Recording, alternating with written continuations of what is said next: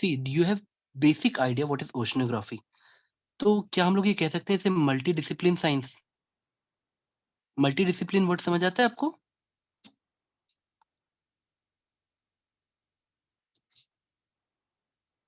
Yes sir. और आप लोगों ने जैसे बताया इसमें काफ़ी सारे सब्जेक्ट्स हैं, जिनको हम मिला के पढ़ते हैं। What is physical oceanography? बस हल्का-सा जस्ट एक बार आप लोग का इंटरेस्ट पैदा हो जाए, फिर हम लोग मेन टॉपिक पे आते हैं।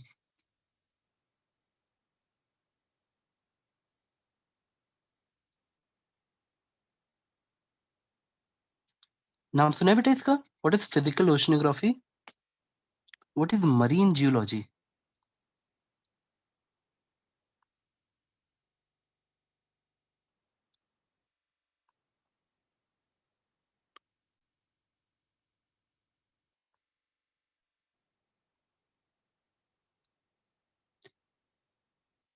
बेटा जो भी जैसे देखो, एक बच्चे ने पहले आप लोगों में से बताया था कि ओशियंस की स्टडी को हम ओशिनोग्राफी कहते हैं। वो बेटा एब्सोल्यूट डेफिनिशन के साथ कोई ऐसा नहीं बोल सकते कि गलत है। ठीक है बेटा?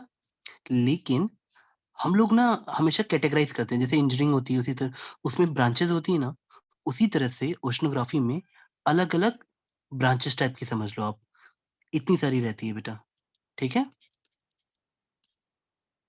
लेकिन बेटा कुछ फैक्टर रहते हैं, आपको ये चीज़ें आखिरी में समझ आएँगी। अगर आपको इतने बड़े-बड़े शब्द नहीं समझ आ रहे हैं, तो आप ऐसे सोच लो कि पानी के अंदर क्या होता होगा? क्या पानी के अंदर जो रिलीफ़ फीचर होंगे या फिज़िकली क्या उन मतलब पानी कैसा दिखता होगा अंदर से? मान लो आपको तो समुद्र ऐसा दिखता है, पर अंदर क्या है? तो उसके लिए हमें फिज़िकल ओशिनोग्राफी पढ़नी पड़ेगी। बेटा मरीन जियोलॉजी किससे रिलेटेड है? मरीन एलिमेंट से, फिशरीज़ एनिमल से, फिशरीज़ ये सब क्या है? तो बेटा एक तरह से ये काफ़ी साइंसेज़ को मिला के बना हुआ है, लेकिन हम ओशियन्स के बारे में ही पढ़ रहे हैं। अच्छा, आप लोगों ने इंडियन कॉन्टेक्स्ट के हिसाब से पढ़ा है कि जनरल डेफिनिशन के हिसाब से पढ़ा है? Sir Indian context. हाँ, वेरी गुड। तो बेटा क्या मैं आप लोगों से क्वेश्चन पूछ-पूछ के पढ़ाऊँ या आप बेसिक थोड़ा थ्योरी पढ़ना चाहते हो? सर क्वेश्चन पूछ-पूछ के सब पढ़ाइए। पूछ-पूछ के सर पढ़ाइए। अच्छा ठीक है, I will start with slow. Do you think do you know this topic salinity? Yes have sir. You have you heard this yes word? Sir. Yes sir. Okay, let me ask question then. बेटा इतना समझ लो, मैं आपको एक line से शुरू करता हूँ। ओशिनोग्राफी को ऐसे सोचो कि हम लोग चाँद तक पहुँच गए, हम लोग मार्स तक पहुँच गए हैं, बट अभी हम लोगों ने ओशियन्स को नहीं तराशा है। इंडियन वैदिक जो माइथोलॉजीज़ को पढ़ोगे ना, तो आपको समुद्र मंथन मिलेगा कि समुद्र में खजाना छुपा है। तो बेटा अभी इंडिया की ना नीड्स बढ़ रही हैं एनर्जी में, रिसोर्सेज़ में। हमारी सारी कंपनियाँ ना समुद्र को ख खोलने मतलब उसको फ़िल्टर करने में लगी हुई है कि कुछ काम का निकले। तो ओशिनोग्राफी की स्टडी इसलिए आपको कराई जा रही है कि आप में से कोई बच्चा फ्यूचर में या कोई भी जिस इस टॉपिक को समझे और ओशियन्स में इंटरेस्ट ले। अब बेटा देखो मैं वापस आता हूँ टॉपिक पे, सैलिनिटी पे क्वेश्चन पूछते हैं। पहला ईज़ी क्वेश्चन और आप लोग आंसर कैसे दोगे बेटा? चैट पे दोगे? यस हाँ सर सर चैट। चैट में देंगे। हाँ, it would be better so that कि ऐसा नहीं हो कि एक का आंसर सुन के बाकी बोल दें। तो आपको आंसर चैट पे ही देना है। सैलिनिटी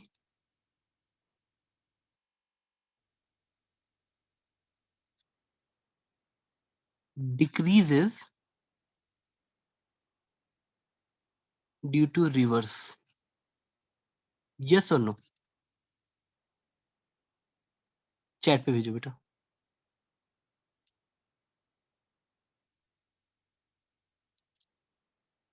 ओके बेटा, I have got one answer.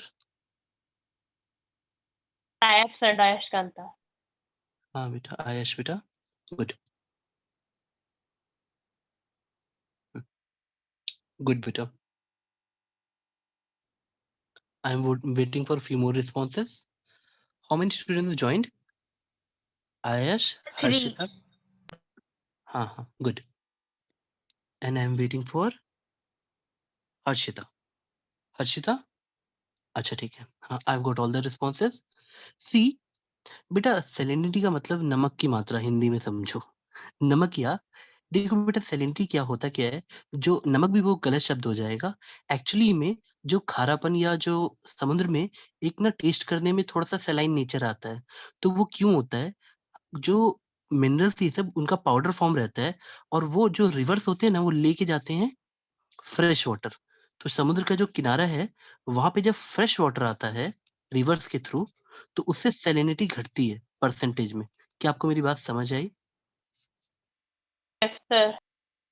अगर फ्रेश वाटर आएगा तो सैलिनिटी घटेगी। क्या ये पॉइंट क्लियर हुआ? Yes sir. तो चलो नेक्स्ट क्वेश्चन पे चलते हैं। आंसर यस होगा। हाँ बेटा। ठीक है सर। चलो सैलिनिटी पे एक क्वेश्चन कर लिया, एक और करें? हाँ सर। सर अच्छा, salinity of ocean waters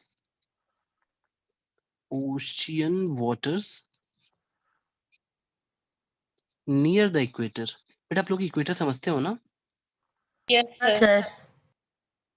is low, ये काफी लो है।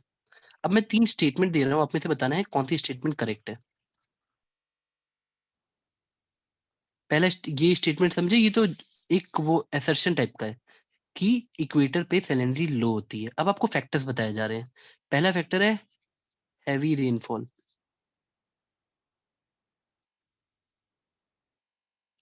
दूसरा फैक्टर है हाई रेट ऑफ इवापोरेशन। बेटा आप में से कोई बच्चा भी सोचना शुरू करेगा कि किस किस फैक्टर पे सैलिनिटी डिपेंड करती है, और यही सही तरीका है।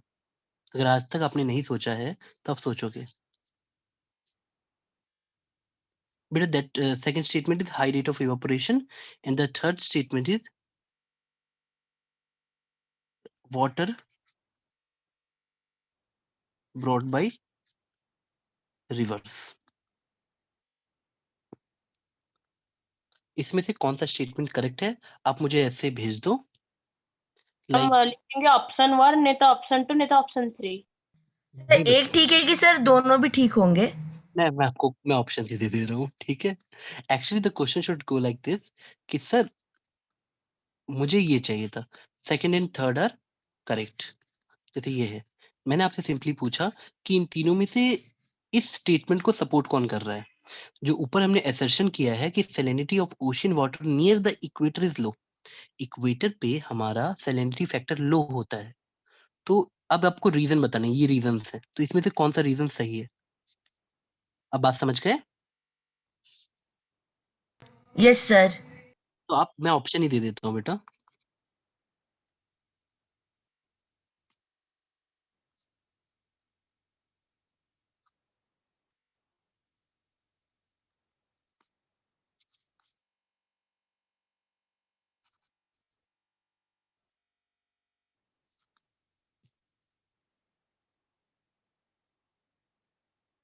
हाँ बेटा बताओ।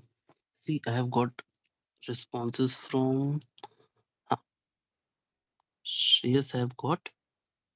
I'm waiting for Harshita and Ayashkanta.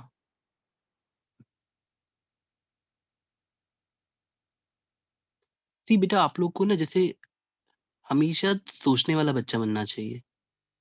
देखो, अगर रेनफॉल होगी,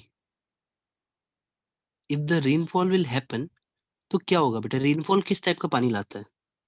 fresh water. Sir fresh fresh. Water. तो it will definitely decrease the salinity. Yes sir. अच्छा, water brought by rivers is also fresh water, तो वो भी खारापन कम करेगा। आप समझ पा रहे हो ना? और पानी आ जाएगा, साफ पानी। But high rate of evaporation, देखो अगर इवापोरेशन हो, बेटा आप लोगों ने कभी सोचा है नमक कैसे बनता है? समुद्र के पानी को ऐसे बना के, ब्लॉक्स बना के समुद्र के किनारे हम रख देते हैं। सुबह गर्मी आती है, सारा पानी सुखा देती है और नमक बन जाता है। क्या आप बात समझ पाए? सर तो आप मुझे बताओ, अगर हम इवापोरेशन होने देंगे तो जो बचेगा वो उस पानी की कंसंट्रेशन में नमक ज़्यादा होगी ना बेटा, क्योंकि पानी तो उड़ गया, फ्रेश वाटर चला गया। तो high rate of evaporation will lead to increase in salinity. तो सेकंड इज रॉन्ग। तो सेकंड अगर गलत है तो कौन-कौन सा गलत हो गया? ए और सी। नहीं, डी भी तो गलत हो जाएगा, इसमें ऑल करेक्ट लिखा है। तो correct option is B. Let me see किस-किसने भेजा है। I have got B from Shreyas. Good, Shreyas बेटा। सी बेटा पॉइंट ये नहीं है कि आपका आंसर सही है, आपको ये तीनों तरीके सोचने पड़ेंगे। क्या हम लोग नेक्स्ट क्वेश्चन पे मूव करें? Yes, sir. ठीक है, एक और क्वेश्चन सैलिनिटी पे। सैलिनिटी पे ज्यादा क्वेश्चन हो गए तो अब हम इसके बाद सैलिनिटी को टॉपिक को चेंज करेंगे। मैं आपको 3 सॉल्ट दे रहा हूँ, आप लोग NaCl को क्या बोलते हो बेटा? Sir sodium common salt. Sir, sodium chloride. MgCl2 को? Sir magnesium chloride. Chloride. Suppose मैं NaCl को A कह रहा हूँ, इसको B कह रहा हूँ, और मैं MgSO4 को C कह रहा हूँ, दैट इज मैग्नीशियम सल्फेट। तो आपको बताना है कि इन तीनों में समुद्र में मतलब डिक्रीजिंग ऑर्डर में क्या पाया जाता है as per concentration, decreasing order में। It's very common question.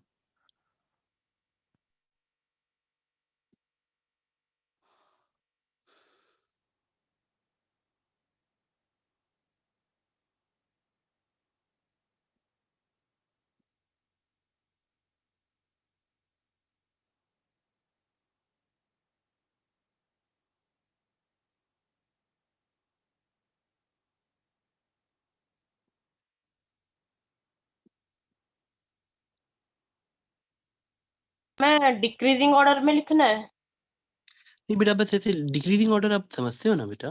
ठीक है सर, समझ गया सर, मैं समझ गया। हाँ हाँ सर मैंने आपको चैट में दे दिया है। हाँ, आई हैव सीन बेटा, गुड।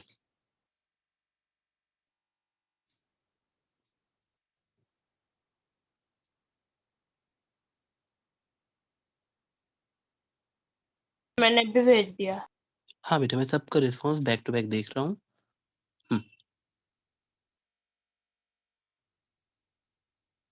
और बेटा सुनो, आप लोग का ना, जैसे आप लोग आंसर दे रहे हो तो जरूरी नहीं कि आंसर सही हो या गलत हो, आप उसके पीछे का थॉट प्रोसेस जरूर सोचना कि वाई दिस वाई दैट, ठीक है? और जहां आपको थॉट प्रोसेस में दिक्कत हो, यू विल कॉन्टेक्ट कि सर ये कैसे हो रहा है। बेटा एक्चुअल आंसर इज कि सबसे ज्यादा ए होता है, मैंने बिल्कुल ऑर्डर में ही लिख दिया था, फिर बी, फिर सी, मतलब हाईएस्ट ए, फिर डिक्रीज होता रहता है। ठीक है बेटा, समझ आया? Yes, sir. हाँ सर। गुड। चलो बेटा आगे मूव करते हैं, नेक्स्ट क्वेश्चन की तरफ आते हैं। थोड़ा अच्छा रुक बेटा कर मैं, स्क्रीनशॉट लेना है। हाँ बेटा मैं पीछे आ जा रहा हूँ, आप स्क्रीनशॉट ले लो। ले लिया बेटा आपने? सर ले लिया। ओके, अब आपको मैं थोड़ा सा बेसिक क्वेश्चन पूछता हूँ।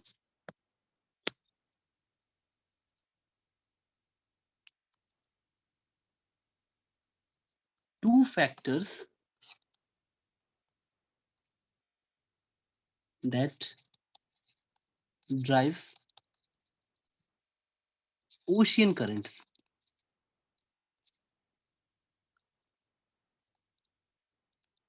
नेम देम, नेम देम बेटा, चैट बॉक्स में भेजना बेटा। टू फैक्टर्स विच ड्राइव, ये सबसे मेन फैक्टर होते हैं।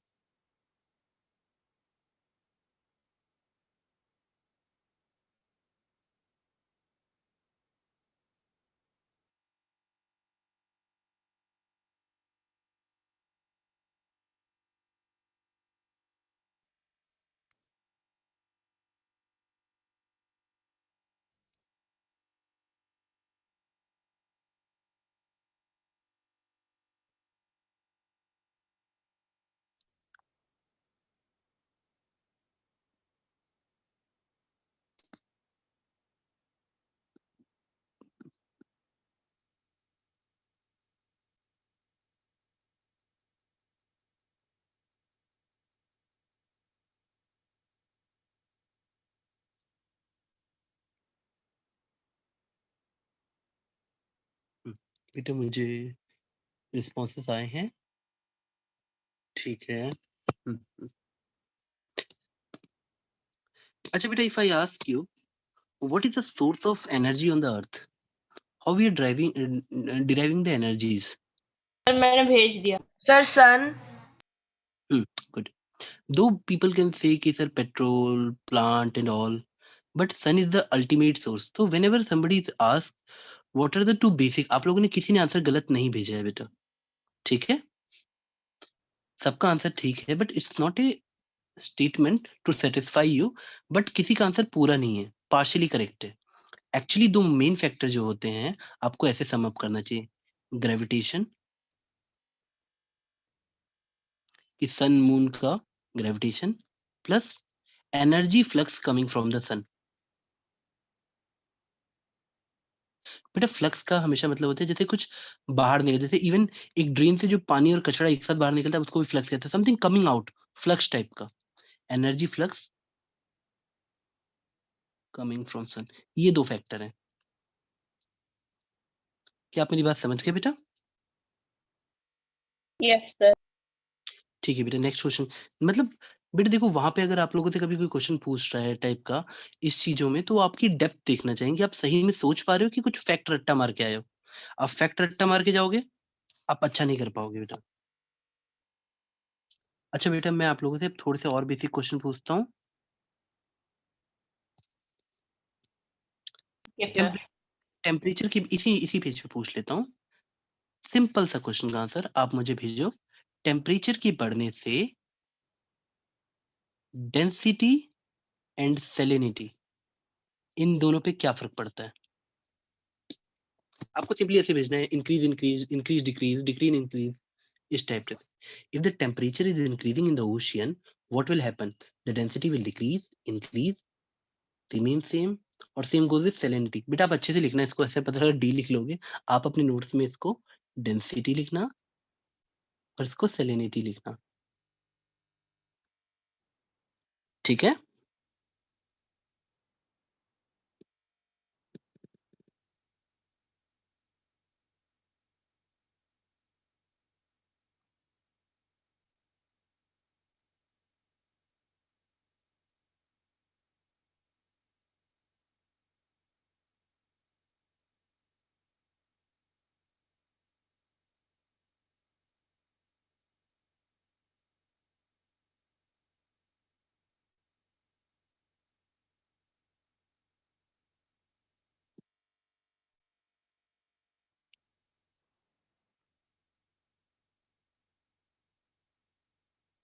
मैंने भेज दिया।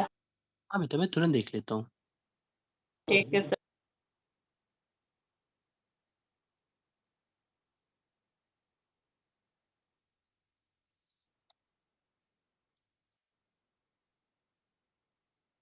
अच्छा।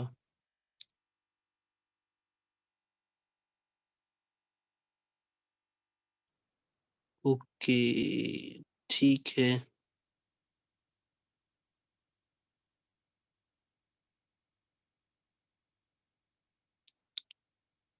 ठीक है बेटा। अच्छा आप बताओ, अगर टेम्परेचर बढ़ेगा तो क्या हो जाएगा? सर टेम्परेचर बढ़ने से वॉल्यूम बढ़ेगा, वॉल्यूम बढ़ने से डेंसिटी घटेगा। अच्छा, सर और टेम्परेचर बढ़ने से इवापोरेशन का रेट बढ़ेगा, इवापोरेशन रेट वजह से सैलिनिटी का रेट भी बढ़ेगा। ठीक है, गुड।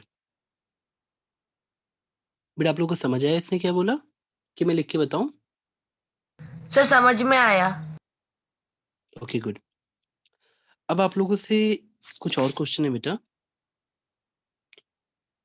लेकिन वो थोड़े से, देखो बेटा हम लोग जब कभी ओशंस को स्टडी करते हैं ना, तो we need some kind of instruments, we need some scientist.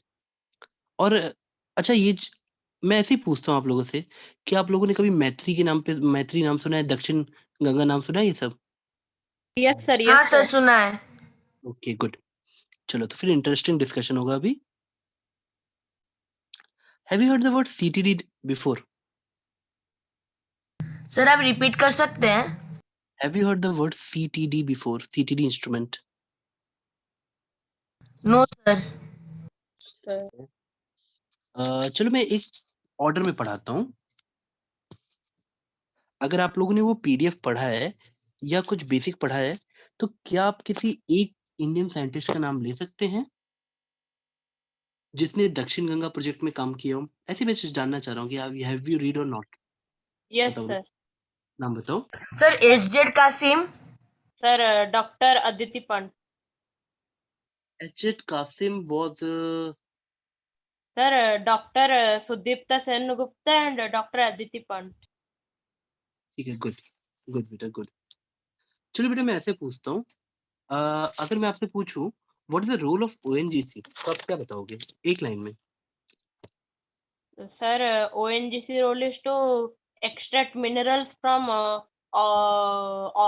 underground oil reserves and offshore oil exploration. अच्छा, एक्सप्लोरेशन, वेरी गुड बेटा। गैस प्रोजेक्ट्स भी करती है ना बेटा? बेटा ओएनजीसी का full form oil and natural gas. अच्छा ठीक है, चलो गुड। तो आप लोग को बेसिक आइडिया है। अच्छा, फर्स्ट इंडियन ओशनोग्राफी इंस्टीट्यूट कहाँ पे खोला गया था बेटा? Sir, क्या it is in बताओ।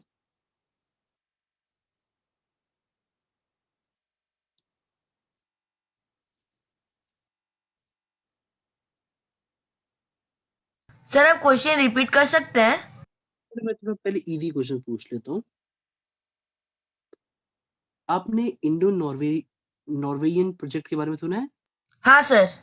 yes, sir. What was that, बताओ। Sir, सर वो what? फर्स्ट नॉर्वे का sir first foreign add Sir, development for project. Sir उसने सर केरला में सेटअप किया था सर सर इन 1953. 1953 में। सर वो जगह का नाम था सर नियर क्वेलान केरला। सर उस सिटी का नाम था Para. अच्छा गुड। तो इसका एम क्या था? Why, what was their main purpose? Norway क्या चाहता था? Sir, for modernization of fisheries in of Kerala. अच्छा ठीक है, तो आप लोग एक बात समझे कि ओशिनोग्राफी में हम लोग को मैरीन बायोलॉजी के बारे में भी पढ़ना पड़ता है, फिशरीज के बारे में पढ़ना पड़ता है। Can you people tell me, हम लोगों ने अब तक कितने एक्सपीडिशन किए हैं बेटा अंटार्कटिका पे? Sir, 3. सर 3। और सबसे अब तक का इम्पोर्टेंट कौन रहा है? Sir, that first one, SZ sir Kazim. बेटा आराम आराम से, सबसे अच्छा इम्पोर्टेंट कौन सा रहा है बेटा अब तक? Third third expedition. वन। अच्छा,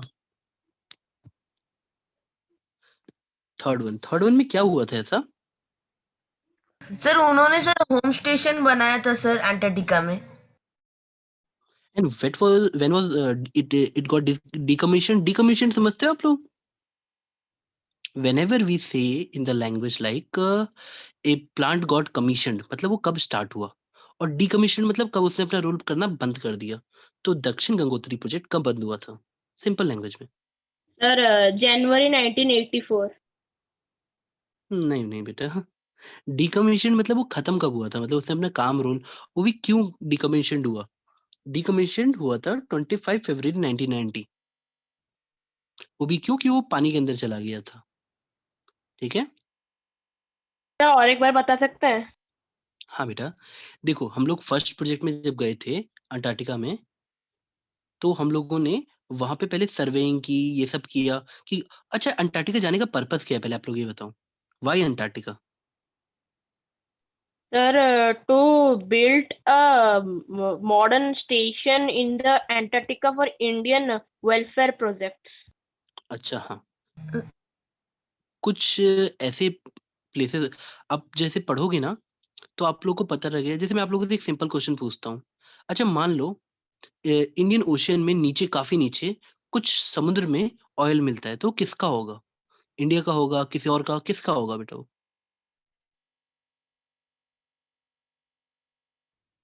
हैव यू, मतलब बेटा आपको समझ आया क्वेश्चन क्या है? सर और एक बार बताएंगे? अच्छा मुझे एक चीज़ बताओ, सिंपल सा क्वेश्चन। मान लो आप श्रीलंका से थोड़ा और नीचे, बहुत नीचे की तरफ जाते हो, आपको समुद्र में ऑयल मिलता है, तो ऑयल किसका होगा? Indian ocean. हाँ, इंडियन ओशन में बेटा किसका होगा ऑयल? सर जी। सर जो उसे सर उसको एक्सट्रैक्ट किया होगा। हाँ, वेरी गुड बेटा। Actually it's open to all. किसी का इंटरनेशनल बाउंड्रीज़ होती हैं, ठीक है? वो ओपन टू ऑल होती हैं, जिस पे भी आप कर लें। ठीक है, आपको ये बात समझ आई? हाँ सर। वो किसी का नहीं होता। तो जब हम लोग ऐसे प्रोजेक्ट्स करते हैं, तो हमारी फ्यूचर को होप मिलती है, क्योंकि इंडिया की एनर्जी नीड्स बहुत तेज़ी से बढ़ रही हैं। बेटा कोयला हमेशा नहीं रहेगा, ठीक है? कोल इज़ वेरी लिमिटेड, तो वी नीड अदर प्लेसेस। और एक और चीज़ है बेटा, देखो, आप धीरे-धीरे समझोगे कि जो प्लानिंग होती है ना, उसमें हमेशा फ्यूचर के बारे में भी बात होती है। अगर सस्टेनेबल प्लानिंग करनी है, तो we will always consider future. वो हमेशा फ्यूचरिस्टिक होती है कि आप फ्यूचर में क्या करोगे? आप हमेशा अपनी लिमिटेड रिसोर्सेज़ के ऊपर, जैसे बेटा एक सोचो ना कि हम लोग भी घर पे रहते हैं, तो हम लोग, आप अभी क्यों पढ़ रहे हो? 5 साल बाद के लिए। उसी तरह से हमारी एनर्जी रिक्वायरमेंट और हमारी फ्यूचर रिक्वायरमेंट्स में समुद्र काफ़ी इम्पोर्टेंट है, काफ़ी ज़्यादा इम्पोर्टेंट है बेटा, और हम उसको धीरे-धीरे कवर करना चाहते हैं। देखो बेटा, हम लोग, अच्छा आप मुझे बताओ, फर्स्ट मिशन जो अंटार्कटिका पे गया था, वो किसके अंडर में गया था? Sir doctor S Z Qasim. हाँ, सर एसजेड कासिम के अंडर। वेरी गुड बेटा। और सेकंड किसके अंडर में गया था? सर जेडन वाडिया। सर विक्के राइना। हाँ, वेरी गुड। और थर्ड में 2 डॉक्टर गए थे, दोनों का नाम आपने बता दिया था। Yes. कौन-कौन थे? बताओ। सर मैं sir doctor Sudipta Sengupta and Sudipta doctor Sen Aditi और सर डॉक्टर वेरी गुड बेटा। जियोलॉजिस्ट अच्छा, डॉक्टर सुदीप्ता सेनगुप्तन, marine biologist doctor Aditi Pal. Dakshin Gangotri project was followed by, मतलब जब वो खत्म हो गया था, तो कौन-सा नेक्स्ट प्रोजेक्ट शुरू हुआ था?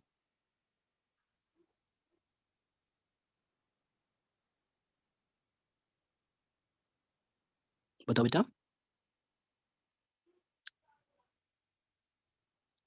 जब गंगोत्री प्रोजेक्ट बंद हो गया था, तो which project was followed after that?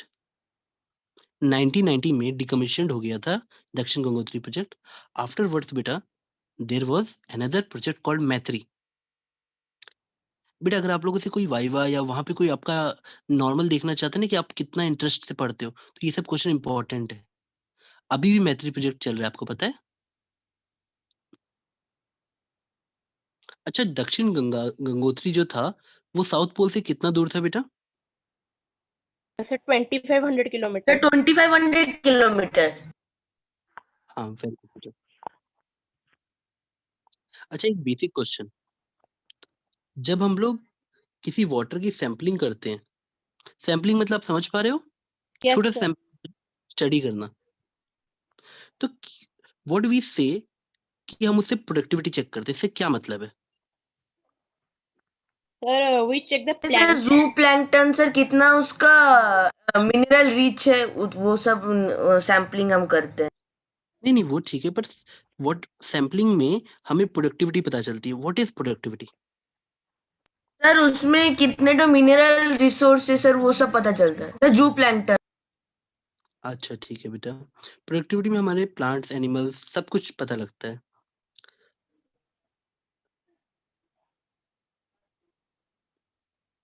बेटा आप लोग 1 सेकंड रुको, मैं आप लोगों से एक और क्वेश्चन पूछता हूँ। थोड़ा बेसिक पूछता हूँ इस समय।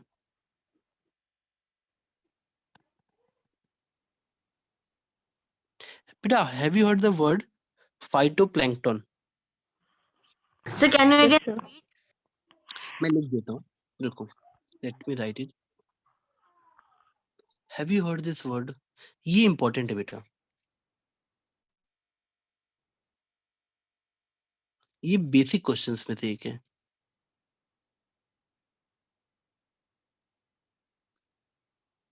What is phytoplankton?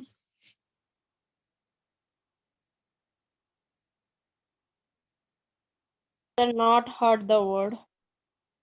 अच्छा, कोई बात नहीं। बेटा ये देखो, एक सिंपल सी बात है, ये लोग क्या होते हैं, अच्छा बेसिक समझो, कि ये छोटे-छोटे मैरीन एनिमल होते हैं, जो पानी की सरफेस पे फ्लोट करते हैं। ठीक है बेटा? क्या आपको यस वर्ड सर समझ में आया? लेकिन फाइटोप्लैंक्टन होता है इनको, क्योंकि जब ये इकट्ठा हो जाते हैं काफ़ी ज़्यादा एक साथ में, तो ये, बेटा कुछ ऐसे सोचो कि पानी की सरफेस पे पूरा का पूरा इकट्ठा हो जाते हैं कई बार, और फिर अगर बेटे देखो, हम लोग को जब पढ़ना होता है ना, तो हमको हर तरीके से सोचना होता है, और ये कैसे समझाऊं तुम्हें, ये हर चीज के काम आते हैं। जैसे फाइटोप्लैंक्टन जो होते हैं, ये जो जितने भी सी क्रिएचर्स होते हैं ना, समुद्री जीव, उनके लिए खाने तक का काम करते हैं। ये बेसिकली एक, जो छोटे छोटे एल्गी होते हैं ना, ये वो होते हैं। मेरी बात आप समझ पा रहे हो? जो जो वाटर में फ्लोट करते हैं वो वाला। हाँ बेटा। ठीक है सर। बेटा आपको बहुत डिटेल में नहीं जानना है, लेकिन आपको बस इतना जानना है कि देर आर बेसिकली एल्गी जो पानी के ऊपर फ्लोट करते रहते हैं, ठीक है। और फाइटोप्लैंक्टन इसलिए बोलते हैं क्योंकि ये लाइट लेके ही खाना बनाते हैं, जस्ट लाइक एल्गी जो ट्री का काम करते हैं। और एक्चुअली में इनके और भी रोल होते हैं।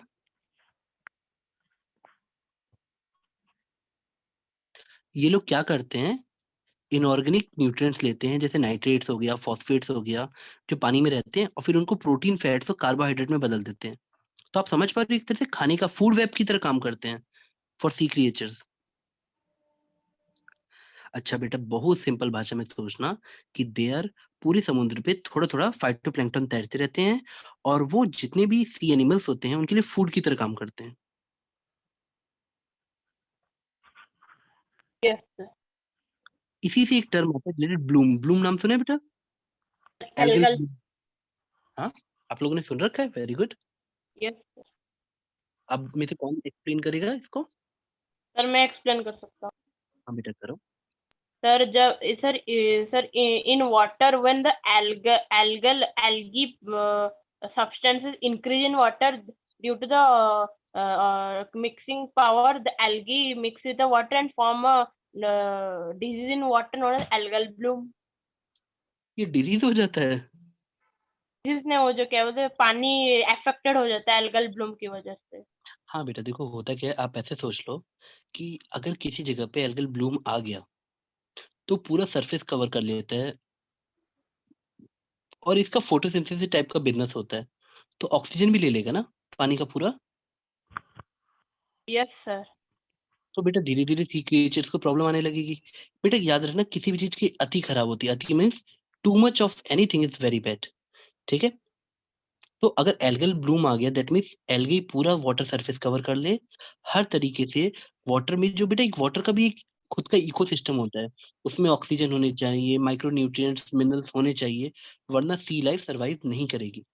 तो एल्गल उसको हार्म कर देता है, अगर बड़ी बहुत ज्यादा हो गए। कम है तो ये खाना है, और बहुत हो गए तो ये उल्टा काम करते हैं। अब बेटा फिर कुछ बेसिक क्वेश्चन और, आप लोगों में से कौन बच्चा एनआईओ का फुल फॉर्म बता सकता है? The national institute of oceanography. Very good बेटा, ये कहाँ पे है? सर गोवा। सर गोवा में है उसका हेडक्वार्टर। वेरी गुड बेटा, कब स्टेब्लिश हुआ था ये?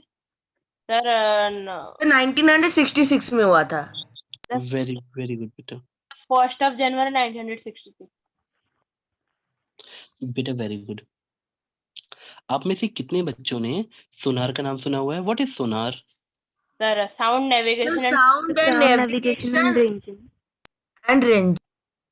ये कैसे, इसका कॉन्सेप्ट क्या होता है बेटा, फिजिक्स के पॉइंट ऑफ व्यू से बताओ। सर वो सर फ्रीक्वेंसी से नीचे भेजेगा सर, जब एक ऑब्जेक्ट में सर जब सर मतलब हीट होके रिफ्लेक्ट करता है, तो सर पता चलता है कि सर उधर एक कोई एक ऑब्जेक्ट है। तो सर वो साउंड जैसा डिटेक्ट होता है। मान लो ये शिप है, ठीक है।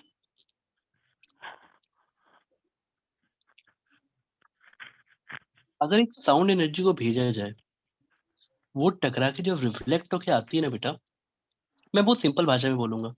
मान लो आपको पानी के अंदर स्पीड v पता है, सिंपल लैंग्वेज में सोचो, और ये डेप्थ d मान लेते हैं, ठीक है बेटा।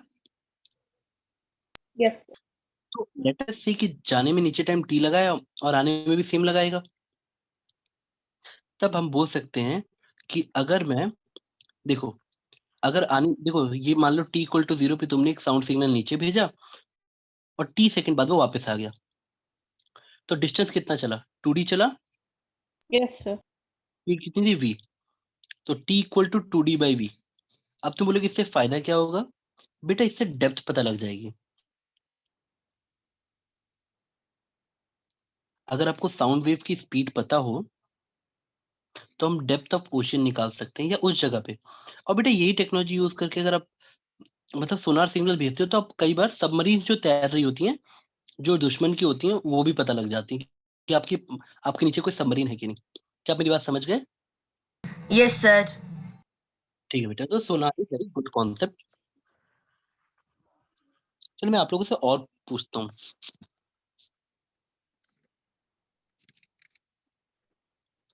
बेटा व्हाट इज़ आईओबीसी? आईओबीसी का नाम सुना है आपने? Yes, sir. Indian oceanic biological centre. Sir, Indian Ocean Biology Center. Sir Indian national oceanic biological centre. ठीक है बेटा। आईओबीसी कहाँ पे एस्टेब्लिश है बेटा इंडिया में? Sir, sir Cochin. Cochin. Cochin, very good. और कब एस्टेब्लिश हुआ था? Sir, sir 1962।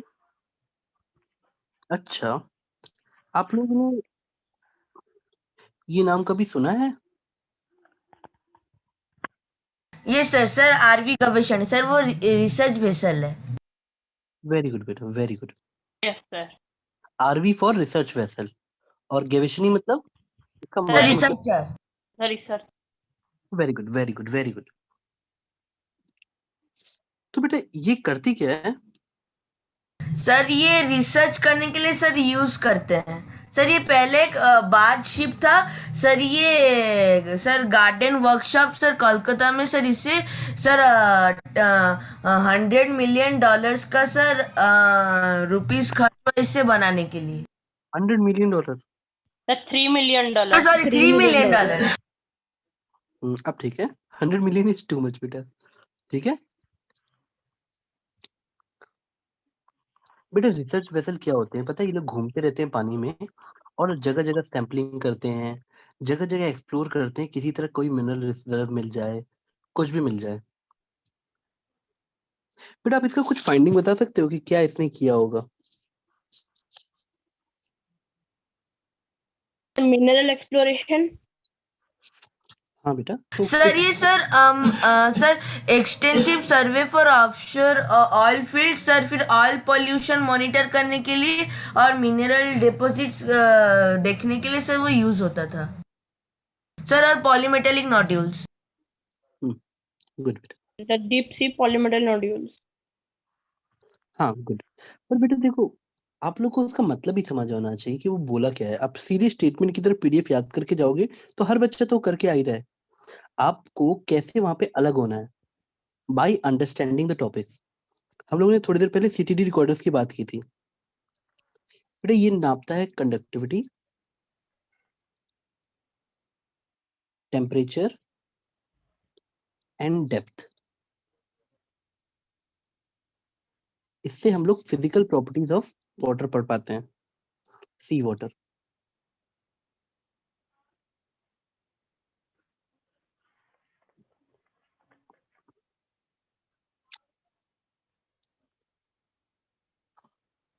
यहाँ तक पढ़ पाए बेटा, समझे? Yes, sir. Yes sir.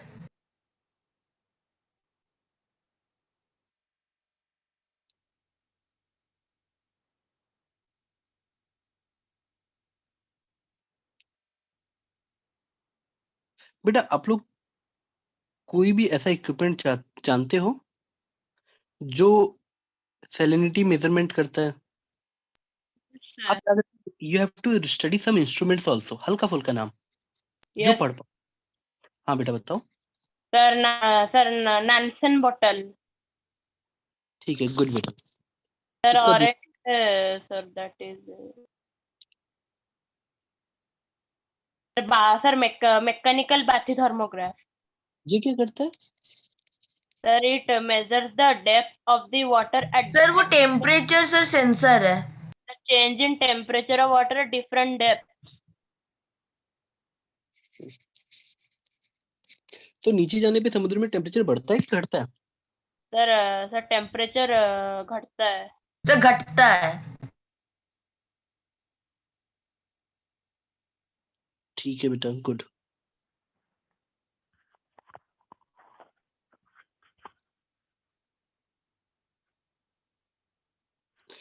मैं आप लोगों से कुछ क्वेश्चंस और पूछता हूँ। आप लोगों ने एक चीज़ तो शो कर दी कि आप लोग पीडीएफ पढ़ ली हो।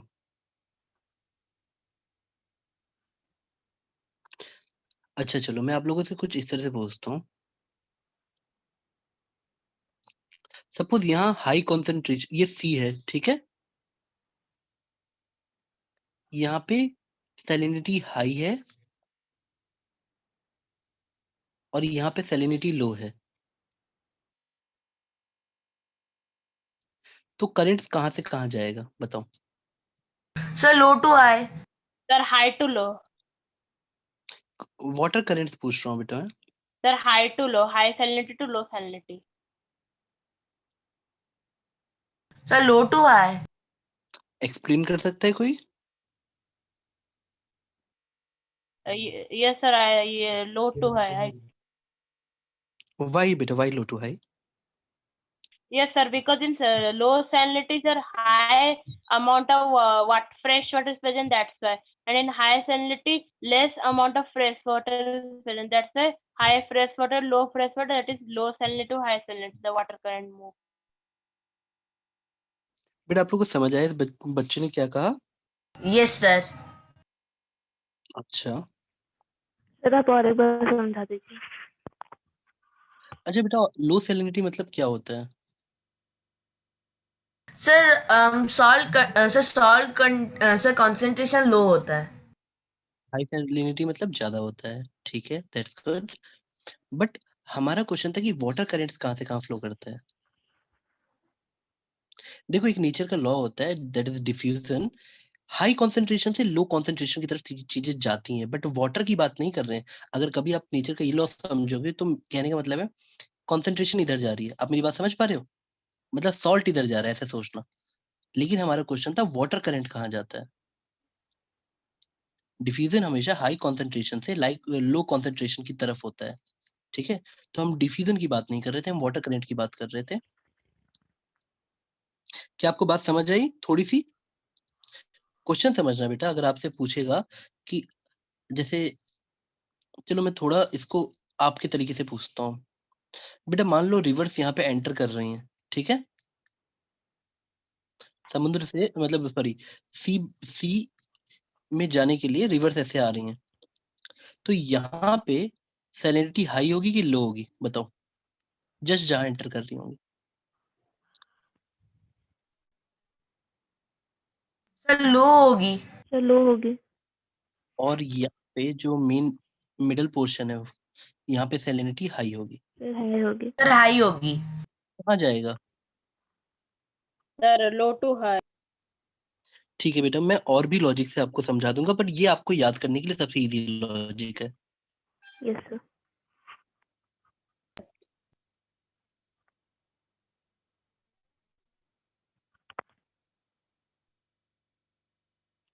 बेटा आप लोग कुछ क्वेश्चंस के आंसर और दो। ठीक है sir.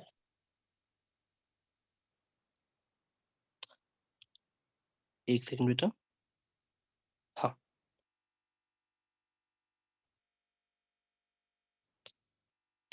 when we see ocean from the space, we see it as a blue. It is because of, बताओ? It's all about oceans today. अगर ये यहाँ पे oceans हैं और यहाँ पे हम खड़े हैं, तो why ocean is blue?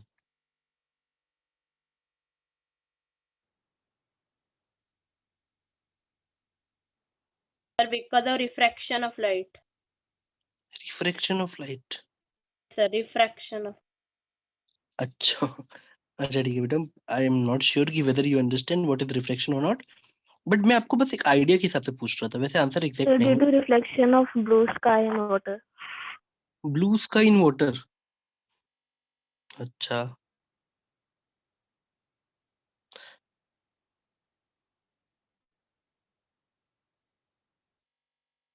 अच्छा बेटा आप लोगों ने कभी स्कैटरिंग वर्ड सुना भी है? Yes sir. वो स्कैटरिंग मैं सिंपल लैंग्वेज में समझा दूंगा। क्या होता है स्कैटरिंग? सर जरा sir white light sir 7 colours में सर वो कौन सर डिवाइड हो जाते हैं। That's not true. तो बट सॉरी रिफ्रैक्ट सर वो सर अगर सर हम सर रिफ्रैक्शन नहीं नहीं बेटा, चलो मैं तुमको सिंपल लैंग्वेज में समझाता हूँ। सपोज कोई लाइट रेज ऐसे जा रही है, आपको ऐसे दिख रही है, ठीक है बेटा? आप लोग को आवाज आ रही है ना? Yes, sir. आपको लाइट थोड़ी देर पहले जहाँ सोर्स था वहां ऐसे दिखी, लेकिन आगे चल के पहुंच के आपको लाइट ऐसे दिखने लग गई, तो स्कैटर्ड हो गई। ये सपोज सोर्स पे लाइट निकली ऐसे, और आगे पहुंचते पहुंचते वो स्कैटर्ड हो गई, भटक गई या फैल गई। क्या आपको ये बात समझ आई? Yes, sir. This is called scattering. आगे चल के मैं तुमको ये पढ़ाऊंगा फिजिक्स में। विबग्योर आपको पता है बेटा, ऐसे वेवलेंथ बढ़ती है 400 से Yes, sir. 700 नैनोमीटर लगभग, ऐसे हमारी वेवलेंथ बढ़ती है। और आप एक फॉर्मूला याद कर लोगे कि scattering is inversely proportional to, मतलब एक हिंदी भाषा में सिंपल तरीके समझ लो, स्कैटरिंग घटेगी अगर लैम्डा बढ़ेगा। अब बेटा देखो, चलो स्कैटरिंग तो मुझे पढ़ाना नहीं था, मुझे बस ये बताना था कि वाई स्काई इज ब्लू। बेटा होता सर क्या है? सर हम एक मीडियम से सर मतलब वैक्यूम से सर हम दूसरे मीडियम के अंदर देख रहे हैं तो सर इधर सर हमारा रिफ्रैक्शन हो जा रहा है तो सर हमें एक्चुअली पूरा ठीक ब्लू नहीं दिख सर हम सर जो वायोलेट होता है सर सर वो ज़्यादा डेविएट करता है सर इसीलिए सर हमें रिवर्स थोड़ा वायोलेटिश ब्लू टाइप का दिखेगा थोड़ा। बेटा देखो होता क्या है, हमारी आंखों को इन मतलब human eyes are very susceptible towards blue colour. तो वॉयलेट, इंडिगो, ब्लू हमको दूर से ब्लू ही दिखते हैं। क्या ये बात समझे पहले point? Yes, sir. Yes sir. वो फिर से आएगा क्लास 10th में, ये टॉपिक रिपीट होगा।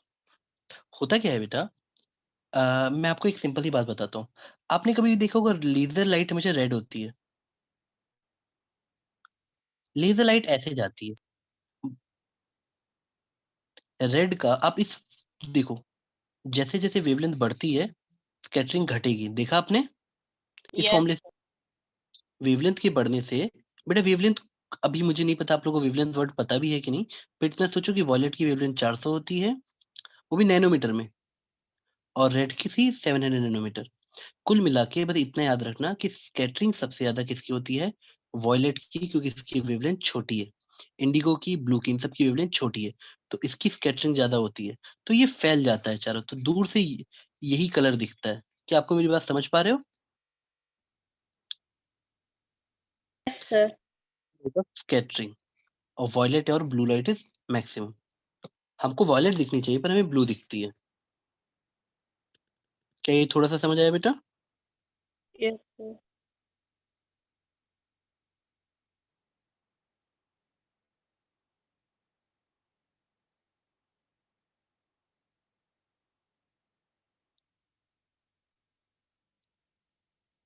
अच्छा बेटा एक और चीज, हाँ ये चीज शायद आपको समझ आएगी। ओशियन में नीचे जाने से, जैसे मान लो इस पॉइंट पे आप हो, तो यहाँ पे प्रेशर कैसे निकालते हैं बेटा? Pressure at a certain depth आप कैसे निकालते हो? What is the formula? Sir मैं बताऊं? आप बताओ। Sir pressure in water is equal to height into density into height into हाँ, लेट अस सी कि h is the depth from the surface, ये सरफेस है, और h is the depth from the surface, depth बोल रहा हूँ बेटा। तो किसी यहाँ वाले पॉइंट पे जो प्रेशर होगा, आप ऐसे लिखते हो rho G H. Rho is called,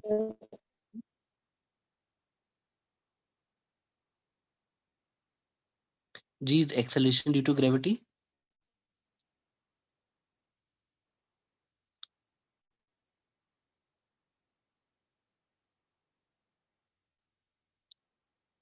H is depth.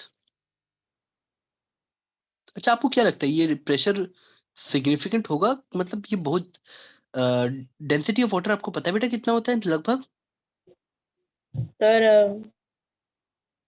हाँ बताओ। 1000 सर केजी पर मीटर क्यूब।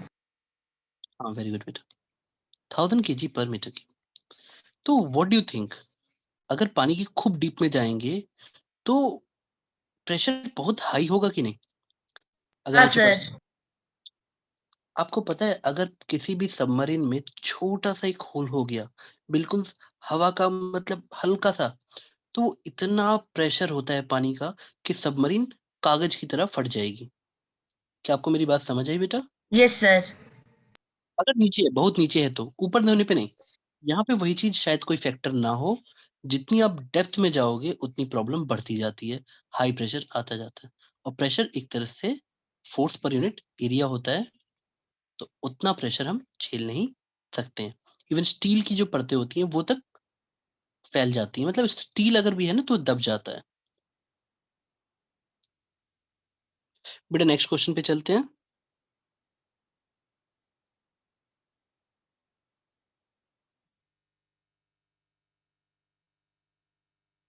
Yes, sir.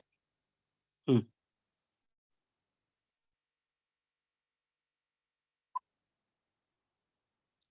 बेटा अगर मैं रुको मैं यहाँ से आता हूँ और आपसे पूछता हूँ। सपोज़ ये बेटा मैप थोड़ा उतना अच्छा नहीं है, ठीक है?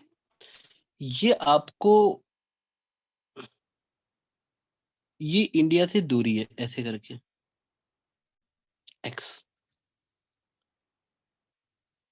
अगर मैं बोल रहा हूँ why the international water body तो एक्स कितना दूरी होता है बताओ?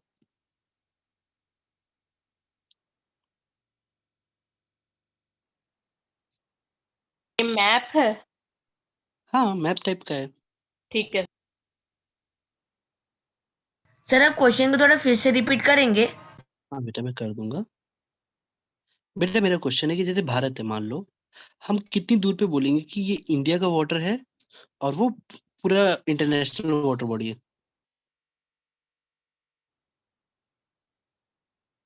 क्या आपको मेरी बात समझ आई?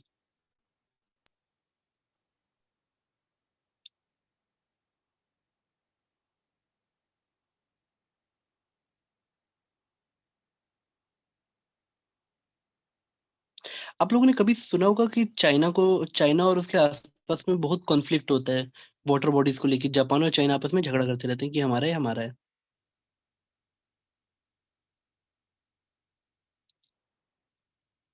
मैं आप लोगों से कुछ बेसिक क्वेश्चन पूछता हूँ। आप लोगों ने क्या नॉटिकल माइल सुना हुआ है वर्ड?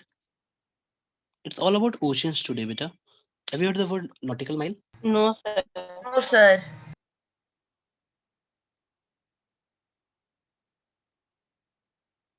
अच्छा चलो आप ऐसे बताओ अगर मैं आपको एक कन्वर्जन रेट दे दूँ तो आप सोच पाओगे? 200 nautical miles equal to 370 kilometre. तो क्या आपको आइडिया लग गया 1 नॉटिकल माइल कितना होगा? Sir 370 by sir 200। 370/200। हाँ, तो कितना आ गया बेटा आप बताओ? 1 नॉटिकल माइल कितना हुआ? सर 1.85। अच्छा 1.85 किलोमीटर। क्या आपको ये यस। बात समझ तो सोचो आपको 200 क्यों बताया गया होगा? व्हाई 200? ताकि आप समझ पाओ एक्स क्या है। मैं आपको डायरेक्टली ये भी तो बता सकता था। What is this? आप समझ गए?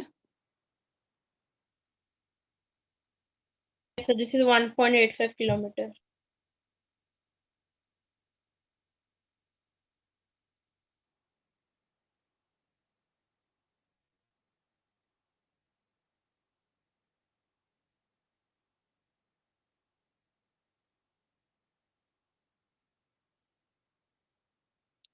बेटा आप लोग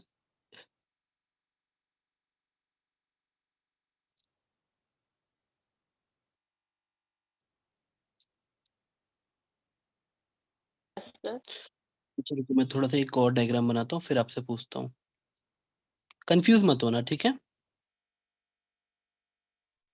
आपको जनरली 2 ऐसे डायग्राम बने रहते हैं। ये बात आप समझ पा रहे हो? Yes sir. तो क्वेश्चन ये है कि सपोज़ एक शिप यहाँ से गुज़र रही है, फॉरेन कंट्री की, तो उसको हम बोल देते हैं तुम हमारे पानी में हो और एक शिप यहाँ से गुजर रही है तो हम उसको कुछ नहीं बोलते, लेकिन हम उसको यहाँ से सामान नहीं ले जाने देते हैं। क्या आप मेरी बात समझ पाए मैंने क्या पूछा? Yes, sir. सपोज ये पहला डिस्टेंस है d और ये दूसरा डिस्टेंस है y, नाम रख देते हैं। तो y तक अगर वो कुछ लेने आता है तो हम भगा देते हैं कि भाग जाओ यहाँ से।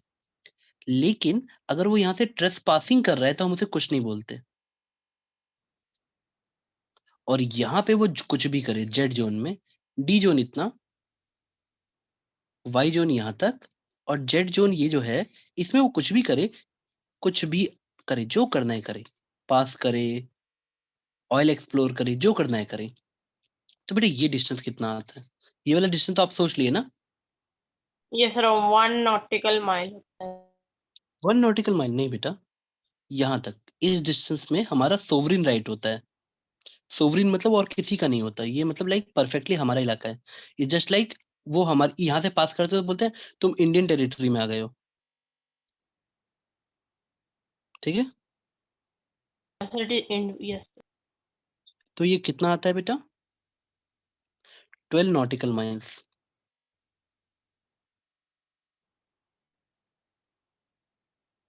लगभग 22 किलोमीटर, 22 किलोमीटर। आप लोग को थोड़ा थोड़ा समझ आ रहा है बेटा? Yes sir. Yes, sir. ठीक है बेटा। अब कुछ क्वेश्चन और पूछते हैं बेटा। आपको बताना है बेटा, ओएनजीसी ने एक बहुत बड़ा, इंडिया का जो लार्जेस्ट या जो बिगेस्ट गैस फाइंडिंग की थी 1976 की, वो कहाँ पे की थी? Sir Bombay high. आप लोग जानते हो बॉम्बे हाई? क्या आप लोग मैप पे दिखा सकते हो?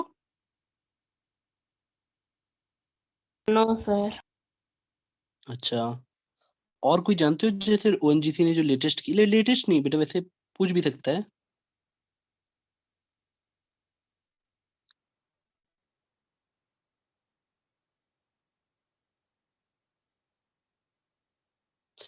मतलब ओएनजीसी ने अभी कुछ लेटेस्ट में डिस्कवर किया है बेटा?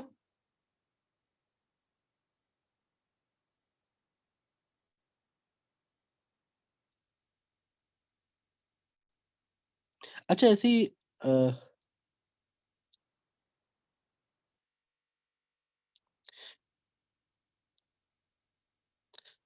बेटा आप नॉर्थ ईस्ट में कितने स्टेट्स हैं आप समझते हो? नॉर्थ ईस्ट का बाउंड्री पता है पूरा आपको? हाँ सर। Yes, sir. ओएनजीसी ने अभी लेटेस्ट जितने प्रोजेक्ट किए हैं, कुछ बाहर भी किए हैं, कुछ अंदर भी किए हैं। ONGC is one of the countries जो जॉइंट वेंचर करती है फॉरेन की कंपनी के साथ में एक्सप्लोरेशन करने के लिए, और ये काफी दिमाग वाली कंपनी है ओएनजीसी। इसने कईयों के साथ जॉइंट वेंचर कर रखे हैं और वहां पे अलग अलग जगह एक्सप्लोरेशन कर रहे हैं। जॉइंट वेंचर का फायदा क्या होता है, कोई बता सकता है बेटा? Joint sector. बेटा जॉइंट वेंचर, जॉइंट वेंचर का सिंपल मतलब है, जैसे एग्जांपल ले लेता हूँ, ओएनजीसी ने एक्सन मोबाइल, ये बहुत अच्छी कंपनी है बेटा। आप लोग जब आईआईटी वाईटी जाओगे तो प्लेसमेंट के लिए आती है action mobile.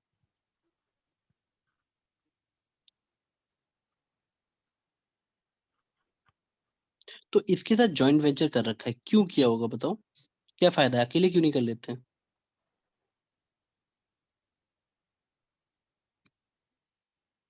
Sir joint venture करने से काम जल्दी खत्म हो जाता बेटा देखो एक्चुअली होता क्या है, आप लोग समझोगे कि जो मरीन साइंस होती है इट्स वेरी डेटा डिपेंडेंट। आपको ना, जैसे मान लो कुछ प्रोजेक्ट मैंने किया, मैंने किसी एरिया को कवर करके खूब सारा स्कैनिंग कर ली, सैंपल ले लिए, सब कुछ कर लिया। अगर कोई दूसरा वही काम करने जाएगा तो फिर उसको उतनी मेहनत करनी पड़ेगी। आपको बात समझ आ रही है? तो exchange of data, exchange of technology is very relevant when you do joint venture. इसका रेलेवेंस, है. Yes, इसका रेलेवेंस इतना है कि आप सोच पाओ कि भाई ओशनोग्राफी में काफी ज्यादा सैम्पलिंग रिक्वायर्ड होती है। yes, sir. ठीक है, सैम्पलिंग डेटा कलेक्शन। अब आप लोग एक क्वेश्चन को और तो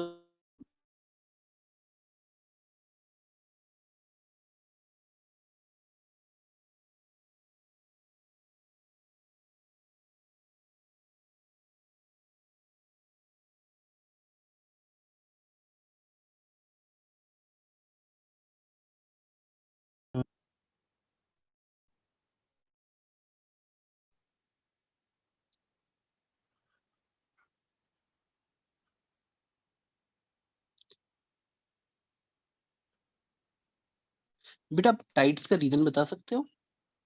ये सब ओशनोग्राफी का पार्ट है। What is reason of tides? कैसे आता है टाइड्स?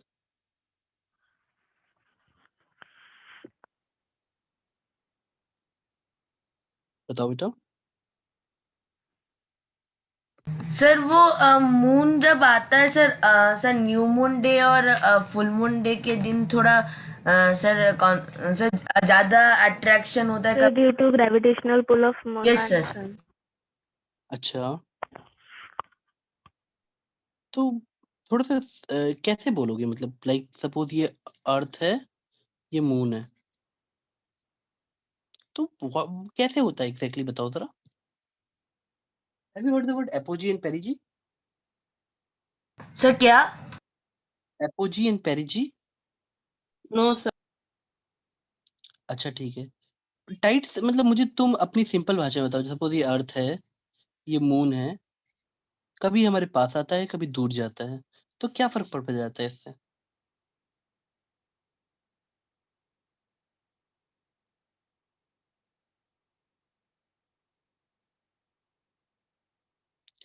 अच्छा बेटे, सपोज ये मून कभी हमारे पास है और कभी हमारे दूर है, ये बात समझ आई? Yes. Yes sir. ये जो दूरी होती है, जब वो हमारे से दूर होता है, तो इसको एपोजी कहते हैं, ठीक है? और इसको पेरिजी। जब मून पास होता है, तो इसका ग्रेविटेशनल पुल वाटर को लगभग बल्ज आउट कर देता है। बल्ज आउट मतलब बाहर निकाल देता है, ठीक है? क्या ये बात समझ पा रहे हो? अगर मून नियर होगा पेभीजी बोलते हैं उसको। हाँ बेटा, एपो मतलब समझते हो? एपोजी, एपोस्टम। बेटा ये जो एक्चुअली इंग्लिश में भी ना लिटरल मीनिंग होती है, मतलब रूट वर्ड्स होते हैं, अगर आप पहचानोगे ना, तो जैसे ये वर्ड हमेशा होता है जब हाईएस्ट के लिए, ठीक है? मेरी बात समझे? Yes, sir. तो जब ये मून हमारे पास होता है, दैट इज कॉल्ड पेरिजी। तभी इसका बल्जिंग आउट होता है, और फिर जब ये दूर चला जाता है तो नीचे आता है। अब ये एक तरफ ऊपर उठ गया, फिर नीचे आएगा, तो इससे टाइड्स जनरेट होती हैं। क्या आपको ये बात समझ आई? हाई के लिए लो tides and high tides type का वर्ड यूज करते हैं।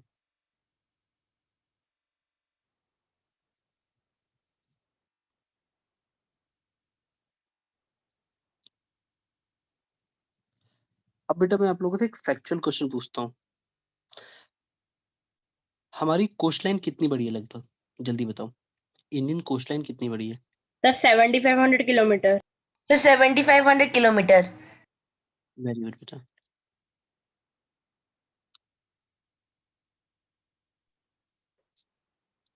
अच्छा, what is exclusive economic zone? What is exclusive economic zone, आप बताओ। जैसे ये काफी इंपॉर्टेंट होता है बेटा, ईईजेड। बताओ, व्हाट इज ईईजेड?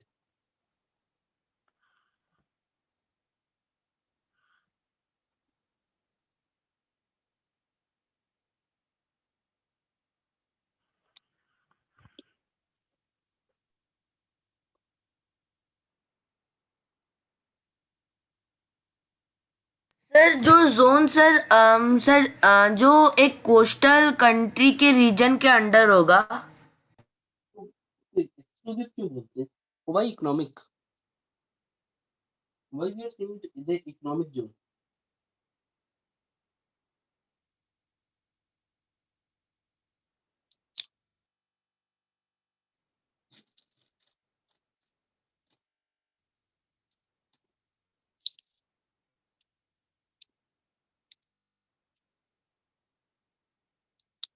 अच्छा बेटा, मैं कोशिश करता हूँ सिंपल भाषा में समझाने की। बेटा जैसे आप लोग गुजरात जाओगे, तो आप क्या देखोगे, वहाँ पे हर जगह पे स्पेशल इकोनॉमिक ज़ोन बनाए गए हैं या एक्सक्लूसिव इकोनॉमिक ज़ोन बनाए गए हैं। जहाँ पे गवर्नमेंट पूरा पुश करती है कि कोस्टल बेल्ट डेवलप हो, जहाँ से काफ़ी सामान ट्रांसपोर्ट करके इम्पोर्ट एक्सपोर्ट कराया जा सके और यहाँ वो सारे व्यापारियों को टैक्स कम कर देते हैं। क्या आप मेरी बात समझ पा रहे हो? और सारी स्पेशल फीचर प्रोवाइड किए जाते हैं कि इलेक्ट्रिसिटी सप्लाई मिल जाए। क्या आपको ये बात समझ आई मैंने क्या बोला? Yes. बिज़नेस प्रमोट करने के लिए। अब ये बड़े ज़रूरी है। अगर सोचो ये सब नहीं करेंगे, अगर वो लोग ये सब नहीं करेंगे, तो जो मेरीन की रिसर्च के लिए या जो भी जो इसको एज़ अ बिज़नेस ग्रो नहीं कराया जा सकता।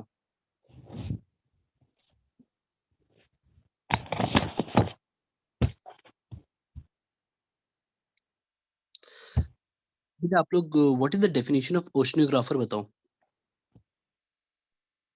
So definition oceanography, Sir, what a is person who studies The person who studies oceanography. the scientists who pursue oceanography on few parameters are called oceanographers.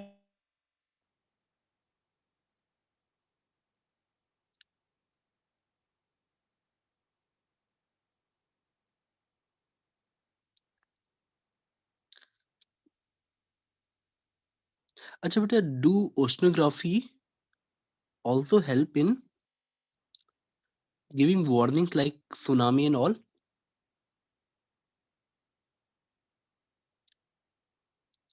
क्या meteorological department of India take datas from oceanographers? Yes or no? Yes, sir. Okay. अच्छा NIO किसके under में आता है? Sir, under the क्या बेटा? किसके अंदर में? गलत गलत है, मैं सोच के बताता हूँ. अच्छा ठीक है, सोच के बताओ बस। I think it is under the chairmanship of Dr. Professor D.N. Wadia. नहीं बेटा वो मैं पर्सन की बात नहीं कर रहा। किस बिगर ऑर्गेनाइजेशन के अंडर में आता है? Sir, that is INC, or Indian National Contribution Oceanic Research. क्या बेटा ये सही बोल रहा है? सर CSIR होगा शायद। सर हाँ सर CSIR होगा। ठीक है बेटा सीएसआईआर के अंदर में आता है। What do you mean by CSIR? Sir council of scientists and sir council of Sir, Council for Scientific and Industrial Research. Yes sir very good. बेटा आप लोग पता है आप सीएसआईआर में डायरेक्ट साइंटिस्ट बन सकते हो।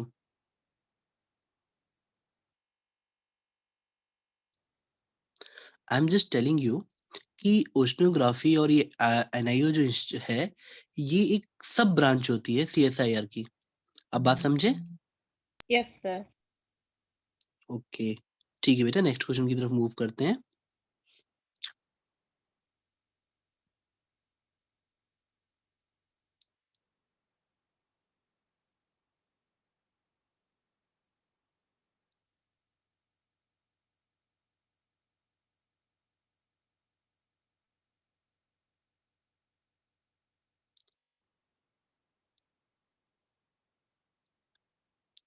बेटा ये बताओ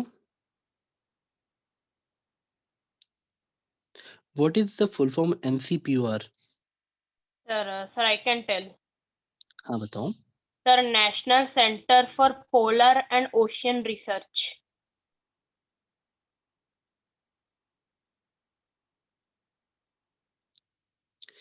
अच्छा तो do you can you name another research vessel for India? नाम ले सकते हो बेटा अदर Yes, देन आरवी गवेषणी को छोड़ के? सर ORV सागर कन्या। ORV Sagar Kanya. Very good बेटा। देखो बेटा आप लोग प्लीज थोड़ा सा ना इसको ना देखो एक गाइडलाइन की तरह समझना। ये जो पीडीएफ आपसे शेयर की गई है सिर्फ यही आपकी दुनिया नहीं है, इतना याद रखना। जस्ट एक गाइडलाइन। इससे आपको इंटरेस्ट आना चाहिए। आपको एनआईओ की वेबसाइट पे जाना है, उसका इंट्रोडक्शन पढ़ना है। क्या आप मेरी बात समझ पा रहे हो? Yes, sir. आपको ऐसे नहीं सोचना है कि जस्ट इतने पे काम चल गया। क्योंकि ये पीडीएफ तो सारे बच्चे पढ़ के आएँगे। कहीं पे भी अगर फ़िल्ट्रेशन प्रोसेस होता है, जहाँ पे हमको छाँटना होता है, तो हम उन बच्चों को अलग करते हैं, जो थोड़ा ज़्यादा जानते हैं।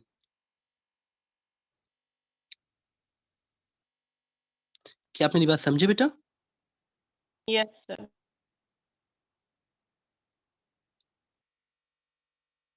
तो अगर आपसे पूछा जाए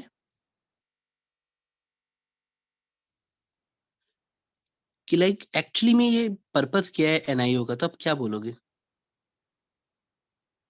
सर लैबोरेटरी रिसर्च करने के, जैसे पॉलीमेटेलिक नोड्यूल्स। अच्छा, बस इतना सा है?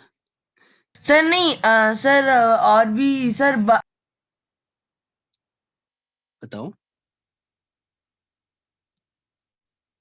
सर बायोलॉजिकल लाइफ और इनऑर्गेनिक वेल्थ सर, वो सब रिसर्च करने के लिए सर वो लैबोरेटरी है। हुँ, हुँ। ठीक है बेटा।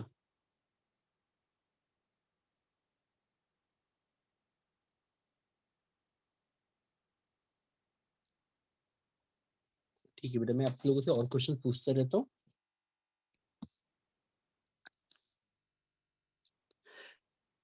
बेटा आप ये बताओ कि जैसे-जैसे हम पानी के अंदर जाते हैं, तो पानी के सरफेस पे सैलिनिटी ज़्यादा होती है कि बॉटम में? Sir, surface में सर ज़्यादा होता सरफेस में। व्हाई?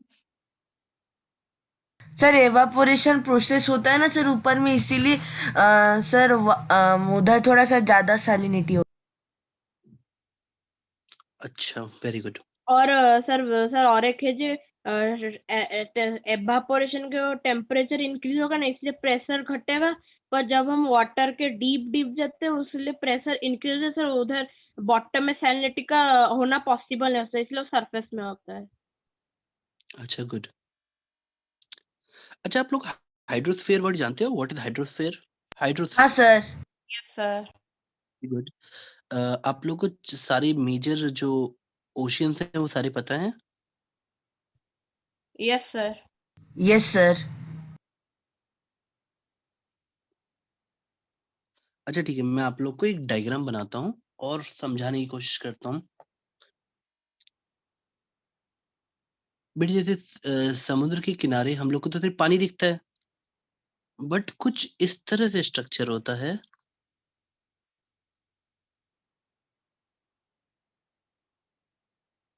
बेटा वहाँ पे आपको एक वीडियो दिखाया जाएगा, आप समझ पा रहे हो?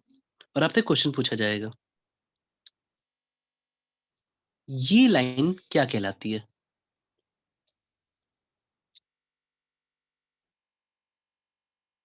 दिस लाइन, सोचिए ये वाटर है, oceans. This line is called, जो यहाँ पे हल्का सा ऐसे बन रही है, कॉन्टिनेंटल। कॉन्टिनेंटल शेल्फ होगा। हाँ बेटा। और ये जो लाइन बनेगी, ये वाली, ये क्या कहलाएगी? आप जब समुद्र के किनारे जाओगे ना बेटा, तो आप हमेशा ये देखोगे कि ये वाली एक, जो लगभग सोचो जो हमको पानी, हम जिसको यहाँ खड़े, हम अगर ऐसे खड़े रहें, वैसे इतना भी नहीं है बेटा कि हम इतने लंबे हैं, बस आप ऐसे सोचो जो जस्ट पानी के ऐसे रहती है, इसको हम लोग क्या कहते हैं? इसको हम लोग कह लेते हैं कॉन्टिनेंटल शेल्फ। रुको मैं थोड़ा-सा इरेज़ करके सही से डायग्राम दिखाता हूँ, कुछ ज़्यादा इरेज़ हो गया। अगर आपको कुछ ऐसा डायग्राम दिखे, और याद रखना ये मैं लैंड का बना रहा हूँ, लैंड लैंड, पानी अभी मैं अलग से दिखाऊँगा।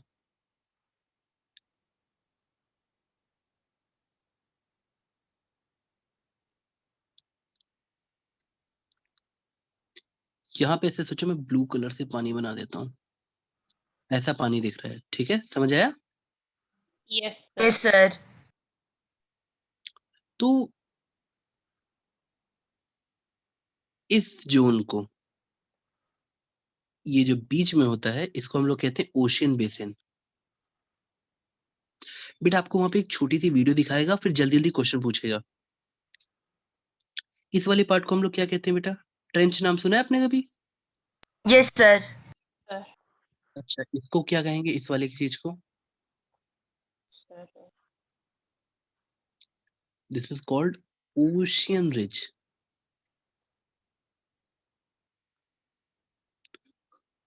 देखो बेटा, आपको सब समझना पड़ेगा। मान लो कि यहाँ पे शिप है, उसने सोनार भेजा, यहीं से टकरा के आ गया, आपको लगेगा डेप्थ कम है, थोड़ा बगल में जाओगे तो डेप्थ झटके से बढ़ जाएगी। ठीक है, this is called continental slope.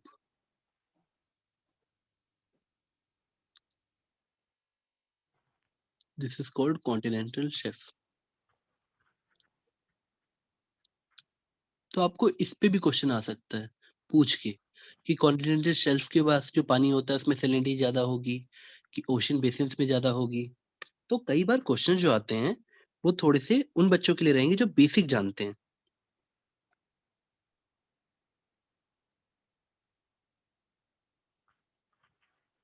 क्या आपको बात समझ आई?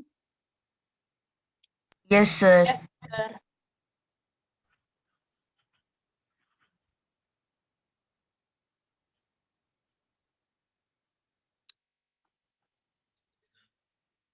बेटा देखो, फिजिकल ज्योग्राफी का ये सब पार्ट आता है, आपको बहुत डिटेल में भी नहीं पढ़ना है, आपको हल्का हल्का पढ़ना है।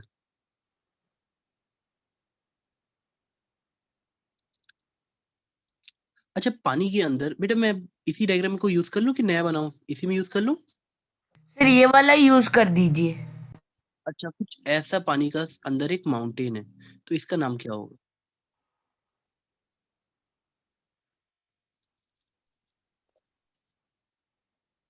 अच्छा, आपको क्या लगता है बेटा, आप मुझे बताओ, जो अंडमान निकोबार ये सब है, ये लोग क्या हैं? ये लोग आइलैंड है या माउंटेन्स है? Sir, sir island. आइलैंड।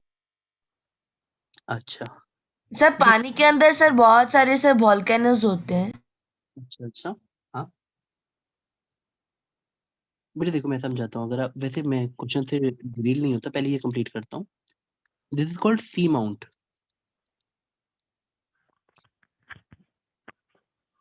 और ये जनरली वोल्केनिक ओरिजिन के होते हैं, वोल्केनो के फटने से ये बने होते हैं, और ये लगभग सी फ्लोर से नीचे रहते हैं, थोड़ा सा नीचे, टच नहीं कर पाते। बट आप देख पा रहे हो बेटा कितने ये, मतलब ये किस तरह से हर चीज को डिफाइन करेंगे वहां पे। आसपास की जो जितनी भी मेरीन लाइफ है उसको अफेक्ट करेंगे। इवन अगर आपकी कुछ शिप्स जा रही हैं उसको अफेक्ट कर सकते हैं। Sir, बोलो बेटा। sir आपका कर्सर हैंग हो गया है वो। नहीं तो मैं लिख नहीं रहा बेटा कुछ भी। अच्छा सुनो, ठीक है सर। मैं आपको समझाता हूँ। जैसे आप, वैसे बेटा सॉरी फॉर मैपिंग, इंडिया का मैप ऐसा बनाने के लिए जल्दी बता रहा हूँ। हम लोग यहाँ से हिमालय पढ़ना स्टार्ट करते हैं, याद है? जब आप ज्योग्राफी में सही से पढ़ोगे तो हिमालय यहाँ से होता हुआ, ये जो अंडमान ये सब बाहर निकोबार देख रहे हो ना बेटा, they are just Himalaya extension under the water. तो जो बाहर वाला पोर्शन है वो हमारे लिए आइलैंड हो जाता है। क्या आपको बात समझ आई? Yes yes sir. ये जो हमारा, आपने जब कॉन्टिनेंटल ड्रिफ्ट थ्योरी पढ़ोगे, अभी भी हमारा जो कॉन्टिनेंट है वो चाइना वाले कॉन्टिनेंट के ऊपर चढ़ रहा है अपने आप, इसलिए हिमालय अभी भी ग्रो कर रहे हैं। बात समझ पा रहे हो? Yes sir. तो ये एक्चुअली में माउंटेन्स होते हैं, ये हिमालय का ही एक्सटेंशन है, जो आइलैंड्स है ना हमारे। अच्छा, आप लोगों ने कभी ये टर्म सुना है?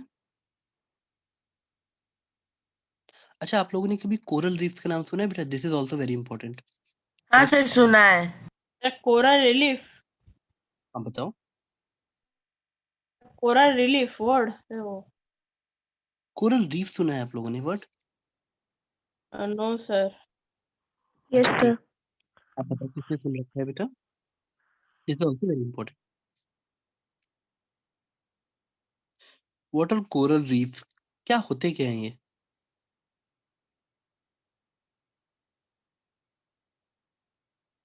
सर कोरल रीफ सर वो sir colonies of coral polyps है जो सर टुगेदर सर वो कैल्शियम कार्बोनेट में होते हैं।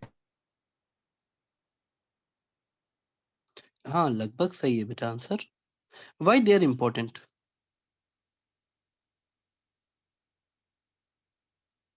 और आर दे जस्ट, हम लोग कई बार कोरल माउंटेन, कोरल आइलैंड भी पढ़ेंगे पानी के अंदर, तो आर दे लिविंग थिंग और non living thing? Sir, living. marine. तो सर जब मर जाते सर उनके सर वो सर उनके स्केलेटन सर आइलैंड के सर साइड में जमा हो जाता है sir. Very good, very good. And why they are important? बेटा कोरल रीफ्स के आसपास it's very diverse ecosystem, very diverse ecosystem. मतलब it's very high in biodiversity. हम लोग एनिमल्स और सॉरी ये सब सॉरी हम जियोलॉजी पॉइंट ऑफ व्यू से भी तो पढ़ते हैं बेटा, marine biology point of view से। तो coral reef is one of the very good biodiversity hotspot type का समझ लो।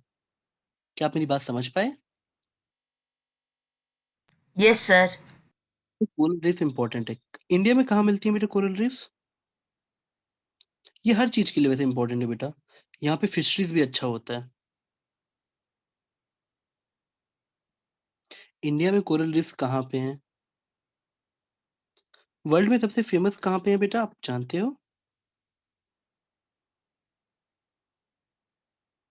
Have you heard the name great coral reef? ये सर वो सर ऑस्ट्रेलिया में है। वेरी गुड बेटा। इंडिया में कहाँ मिलेगा, लक्षद्वीप या अंडमान निकोबार? बताओ। सर हमें सर हमें गल्फ और Mannar sir gulf of Kutch में मिलता है। अच्छा, तो मतलब हम लोगों को किस तरफ मिलेगा?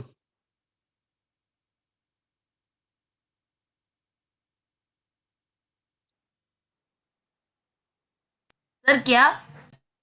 नहीं बेटा, जैसे मैं आपसे क्वेश्चन पूछ रहा था, क्या कोरल रीफ इंडिया में इस तरफ भी है और इस तरफ भी है, ऐसे क्वेश्चन पूछ रहा था मैं।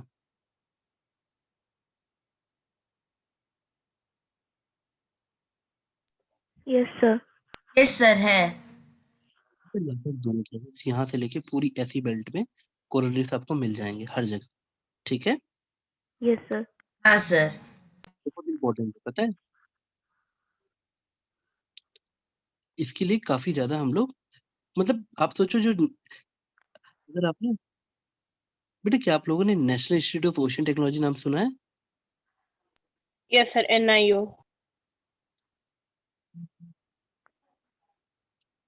NIOT,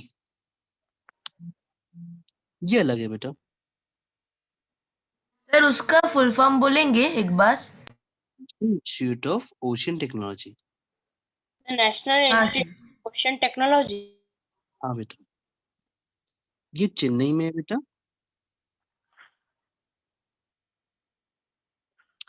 और ये बहुत नया खुला है, अभी नया नया है। ठीक है, बट ये भी हेल्प करता है ओशनोग्राफी के स्टूडेंट्स को।